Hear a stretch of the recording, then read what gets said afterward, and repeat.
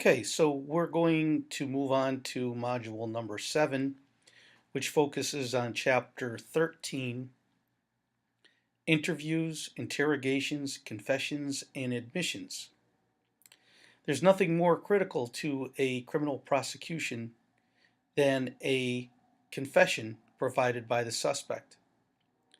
And everyone is familiar by now with the Miranda versus Arizona decision, and that criminal suspects must be advised of their rights before a confession is taken.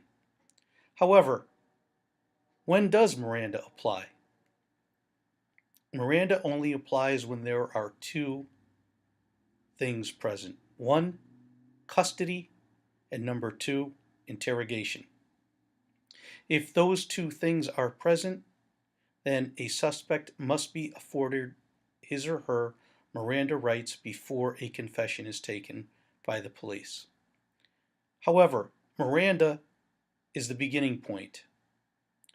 The United States Supreme Court, prior to the Miranda decision, considered due process concerns surrounding police interview and interrogation techniques to determine whether or not the suspect's confession was indeed voluntary. That analysis has not gone by the wayside simply because the United States Supreme Court passed the Miranda versus Arizona decision. All of those factors still apply, so you must be aware of due process concerns surrounding police interview and interrogation techniques. Furthermore, you should consider while you're reading this chapter what happens when a suspect invokes his or her Miranda rights.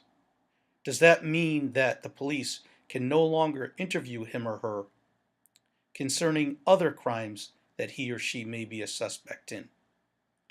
And is it ever appropriate to reinitiate contact with a suspect who has invoked his or her Miranda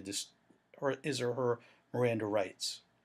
These are all factors that you must know when it comes to obtaining a confession from a suspect.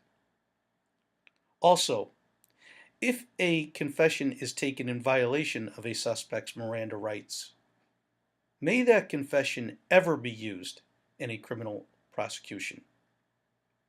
So let's get started in looking at all of these issues surrounding police interview and interrogation.